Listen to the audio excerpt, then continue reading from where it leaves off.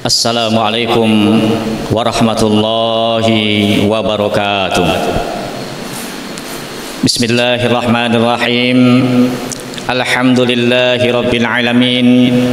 Nahmaduhu wa nasta'inuhu wa nastaghfiruh wa na'udzu billahi minasy syururi anfusina wa min sayyiati a'malina. May yahdihillahu fala mudhillalah wa may yudlilhu fala hadiyalah. Wassalatu wassalamu ala rasulillah wa ala alihi wa sahbihi wa walah. Amma ba'du.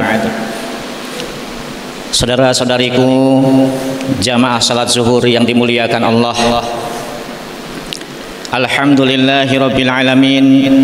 Puji dan syukur senantiasa selalu kita haturkan kepada Allah Subhanahu wa taala, Sang Maha Kuasa, yang mana berkat kuasanya juga kehendaknya pada kesempatan siang hari ini kita sekalian dapat berhimpun dan berkumpul bersama untuk bersama-sama menjalankan salah satu kewajiban kita sebagai hamba Allah, yakni melaksanakan salat zuhur berjamaah. Semoga berhimpun dan berkumpulnya kita untuk beribadah di tempat yang agung dan mulia ini, Allah Subhanahu wa taala jadikan salah satu asbab kita kembali dihimpun oleh Allah Subhanahu wa taala di tempat yang agung dan mulia di hari kiamat nanti, yakni surganya Allah. Amin ya mujibas sailin.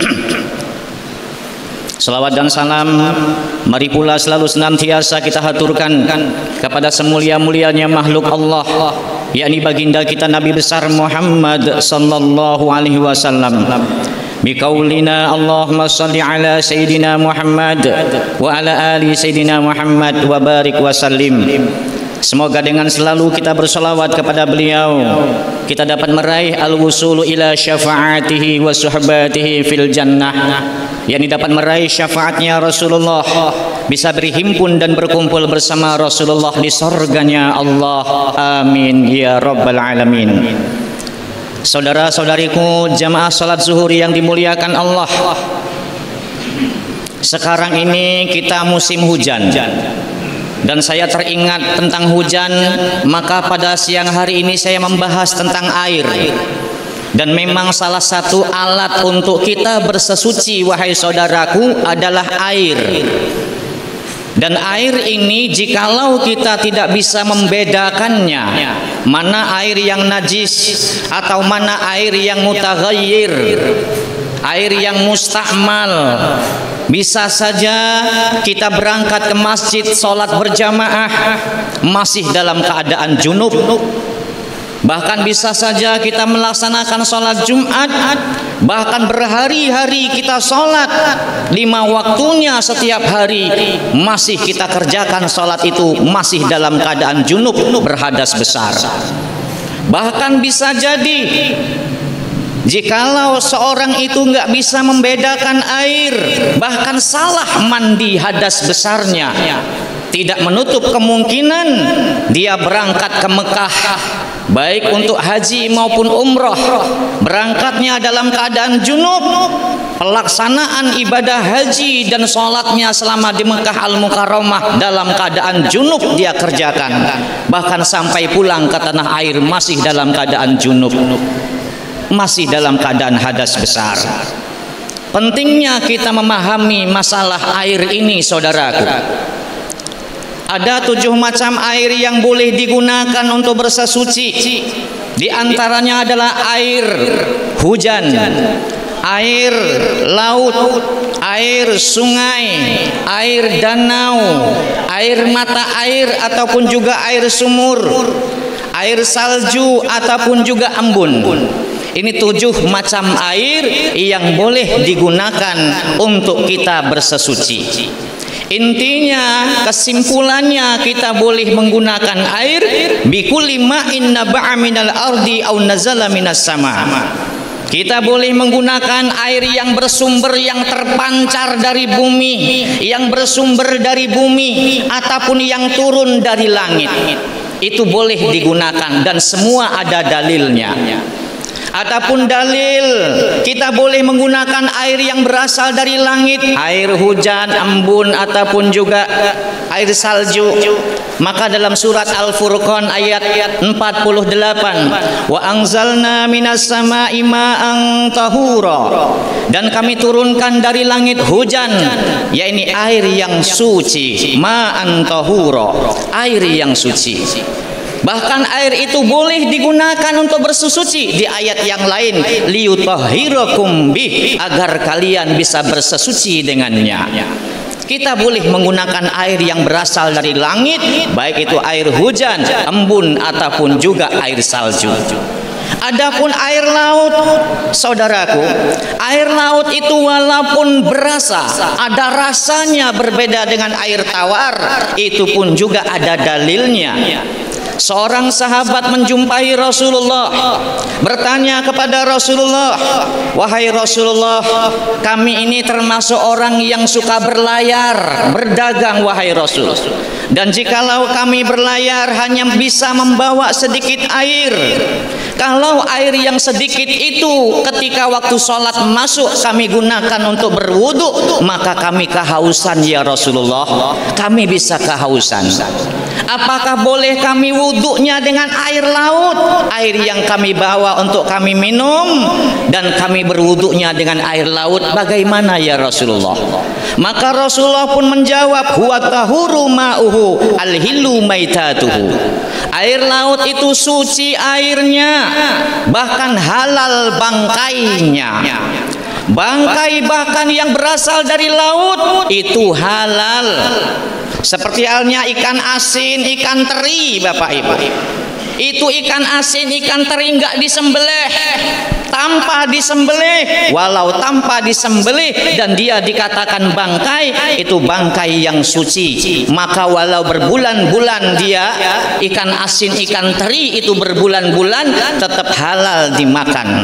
Rasulullah SAW telah menegaskan, huwa tahuru ma'uhu al-hillu maitatuhu. Air laut itu suci airnya walaupun asin, bahkan halal bangkainya. Saudaraku yang dimuliakan Allah Subhanahu wa taala, adapun klasifikasi air yang harus kita pahami adalah, pertama adalah air yang tahir, mutahhir, ghairu makruhin. Air yang suci, mensucikan. Airnya suci, mensucikan jikalau dipakai untuk mandi menghilangkan hadas besar. Ghairu makruhin, tidak makruh. Wa huwa ma'ul mutlaq, adalah air mutlak. Ini air yang terbaik untuk kita bersesuci.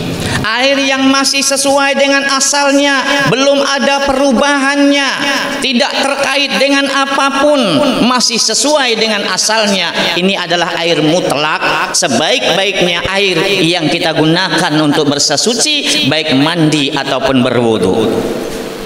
Yang kedua, wahai saudaraku yang dirahmati Allah, yaitu tahirun, mutahhirun, makruhun. Suci, mensucikan, tapi makruh jikalau digunakan, makruh hukumnya. Wa huwa ma'ul musyammas, yaitu air musyammas.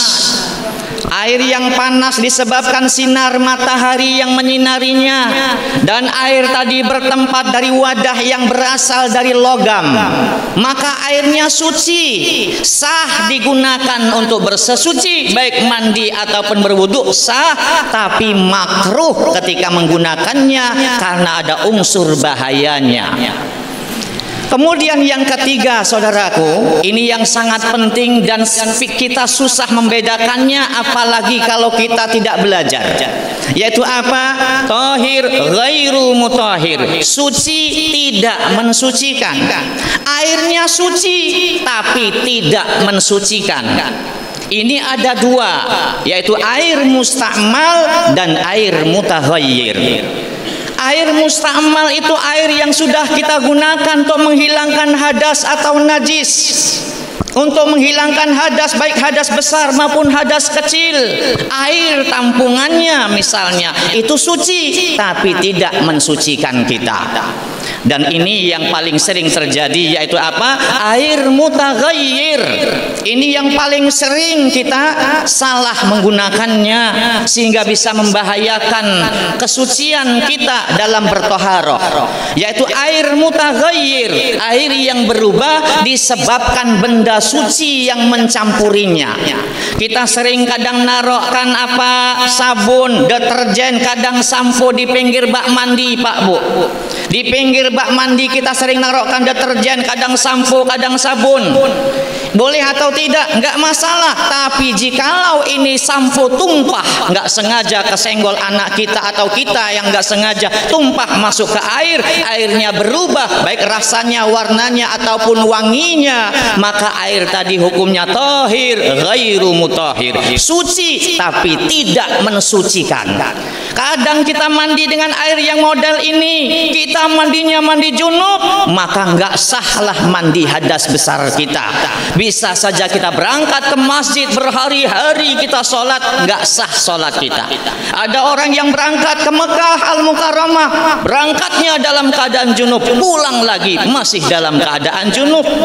Dan mutaghayyir itu tidak hanya pada baknya, terkadang mutaghayyir ada pada dirinya. Ini sedikit saya sampaikan dengan singkat saja, yaitu apa? Salah cara mandinya. Baru mandi 1 gayung, 2 gayung langsung sampoan.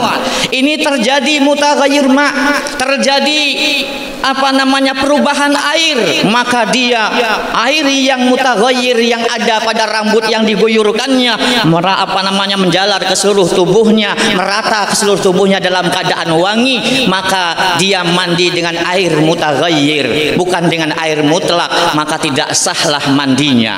Boleh atau tidak sampoan? Boleh. Boleh atau tidak sabunan? Boleh. Tapi caranya harus benar. Mandi dulu dengan air yang mutlak, dengan rata. Air mutlak tadi sudah rata ke lekuk-lekukan tubuh kita, ke lipatan-lipatan tubuh kita sudah rata dengan air yang mutlak, baru kita boleh sampoan. Ini supaya mandi kita benar, sehingga sahlah toharoh kita. Kalau sah toharoh kita, insya Allah bisa sahlah sholat kita. Dalam waktu yang singkat ini, mungkin itu dulu yang dapat saya sampaikan. Mudah-mudahan bermanfaat bagi yang mendengarkan, bagi yang menyampaikan, terlebih bagi yang mengamalkan. Innal huda hudallah. Assalamualaikum warahmatullahi wabarakatuh.